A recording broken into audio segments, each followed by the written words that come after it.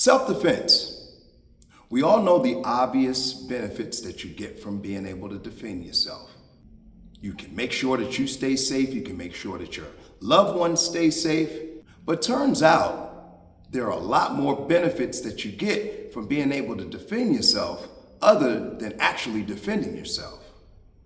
Also, the chances of you getting into physical altercations on the street are few and far between. So an argument can be made that if I'm not going to get into a fight anyway, why do I need to learn to defend myself? So today I'm going to go over some benefits that are not your typical I'm a badass that apply to your everyday life. So let's go ahead and get right into it. The first benefit, the main benefit that you get from being able to defend yourself is confidence. Now, along with the confidence of being able to protect yourself, the confidence of being able to protect your loved ones, you also get confidence in other areas of your life. You are confident in how you carry yourself. You have lower anxiety. You're not afraid. You're not afraid to speak up for yourself. You're not afraid to demand respect.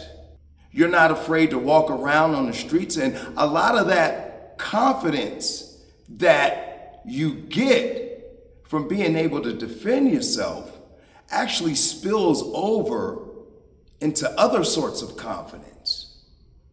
You are confident of you're confident in your ability to accomplish goals. You're confident in your physical capabilities. You're confident in your mental strength. You know that you're able to do something hard. You know that you've been tested. You know that you have the mental willpower to overcome huge obstacles. So that confidence that comes along with being able to physically defend yourself will also translate in all other areas of your life. It changes how you carry yourself. You walk around happy, smiling, and it turns out that when you don't have the stress of worrying about your physical safety, it turns out that you are a lot happier. You're a lot more carefree.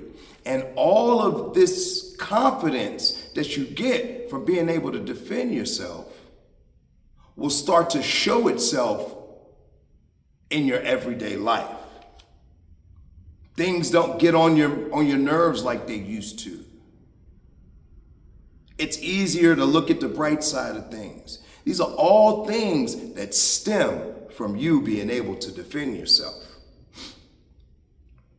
It gives you mental resilience. When you're practicing and training, you have to overcome some tough situations. A lot of situations that prior you might not have thought that you'd be able to overcome them. But you've been in an environment that encourages you to push past your limits. And now you've proven to yourself that you can overcome these physical obstacles of training.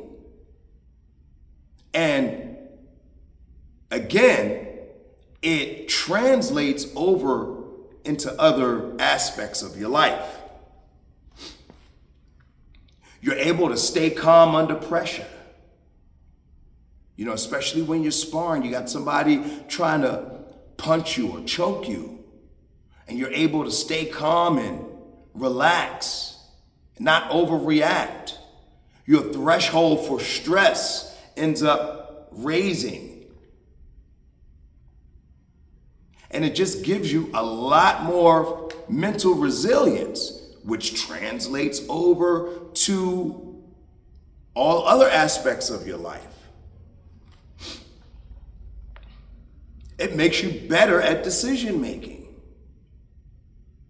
When you're training, sparring, rolling, you have to make quick decisions on the fly. And more important than that, you have to live with the decisions that you've made.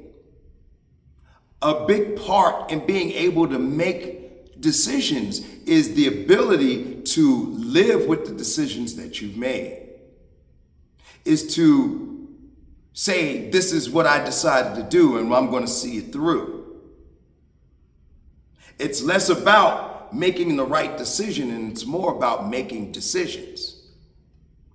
And when you're constantly in an environment that pushes you and encourages you to make quick decisions, you get better at making quick decisions. You get better at weighing the pros and the cons on the fly and making a decision. But like I said, more importantly, you get better at making sure and seeing your decisions through. And that creates an atmosphere where it's less about making the right decision and it's more about deciding to do a certain thing and sticking with it and seeing it through.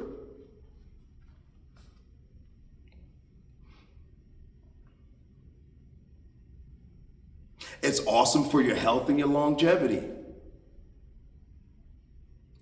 You know, physical fitness is probably top on the list that contributes to a long and healthy and functional life. And the way self-defense and martial arts is set up, not only do you get that physical fitness aspect, you also get the longevity aspect because you're always working toward improving. There's always something that you can add to your toolbox.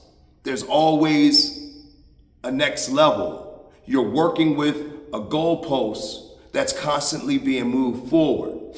And for your fitness to be attached to something like that, it almost guarantees longevity. You develop great cardio. Now, the cool part about martial arts or combat sports cardio is that it's a high intensity level. It's the best kind of cardio where you are training yourself to be able to charge up, take breaks, catch your breath in shorter periods of time, and you're able to exert 100% full output for a longer period of time. And you don't have, because a lot of the pressure that you are under in martial arts is dictated by external circumstances, namely your opponent. You don't have control over when you have to push or rest. And it requires a higher level of cardiovascular capabilities in order to successfully function in that atmosphere. And if you are good, if your cardio is good enough in a combat sports setting, your cardio is going to be good enough in any other setting. And I always, when you compare it to conventional methods of working out, you kind of control the pace. If you're going on a jog, you can kind of set the pace and cruise through there. But when we're talking about combat sports, when you have, especially in a sparring situation, when you have somebody that is actively coming at you and you have no control over their output, your ability to adapt cardio-wise, your ability to adapt to intense environments is raises and gets higher. You also develop excellent strength and balance. Again, you are working with factors that are outside of your control. You are working with challenges, physical challenges that are not conventional, that are unpredictable. So it trains you, balance and strength-wise, to work different areas of your balance and strength that you normally wouldn't be able to work and wouldn't be able to train for, which in your outside everyday world, it prepares you for that unexpected thing. Let's say you are about to fall and you need to catch yourself. Or let's say you trip over something and you need to catch yourself before you fall and eat the ground. It's been many a times where I've surprised myself with my reflexes. I remember when I was putting up the sign outside and it was raining outside and I was like, I gotta get this done. And I'm putting it out there. It's pretty dark outside. I was not standing on the right thing. I wasn't standing on a ladder. I was standing on a box. And then that box just kind of gave out under me. And I fell, hit my head against the wall, and somehow just landed on my feet. I'm like, I could have literally broken my neck. And I will guarantee that the reason that my instincts kicked in and I was able to save myself from literally breaking my neck was because of my martial arts training. And again, that's another example that has absolutely nothing to do with me defending myself or defending my loved ones, but defending myself against my own clumsiness and my own bad judgment. So it definitely applied for me, and it definitely came in handy for me in that sort of an unexpected situation. It also empowers you. It empowers you to demand the respect that you deserve.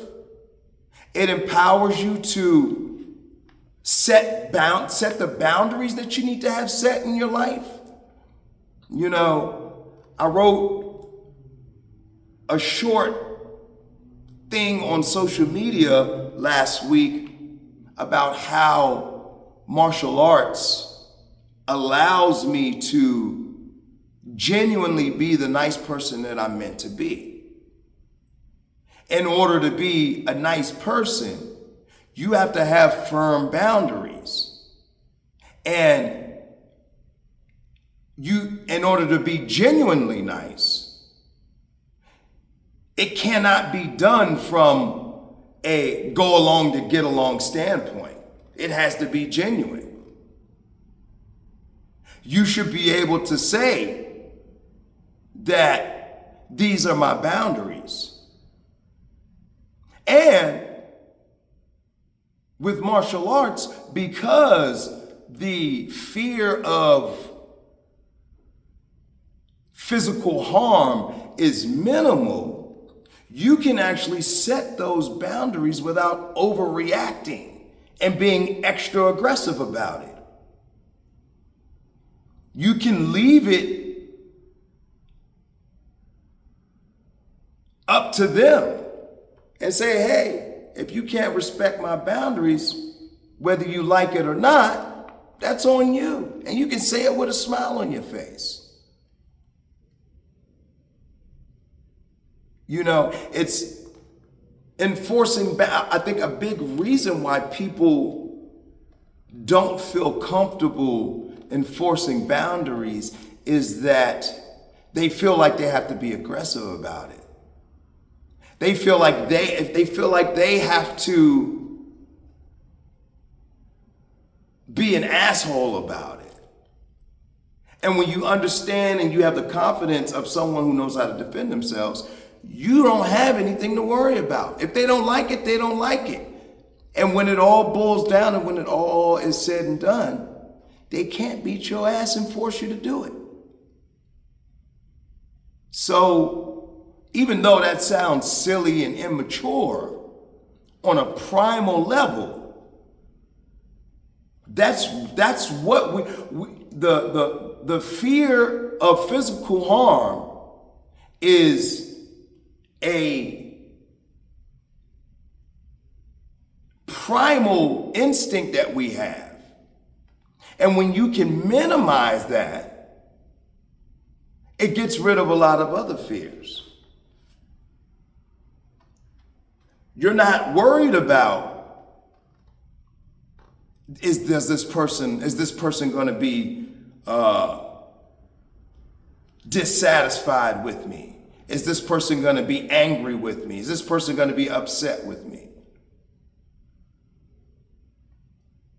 And you can enforce those boundaries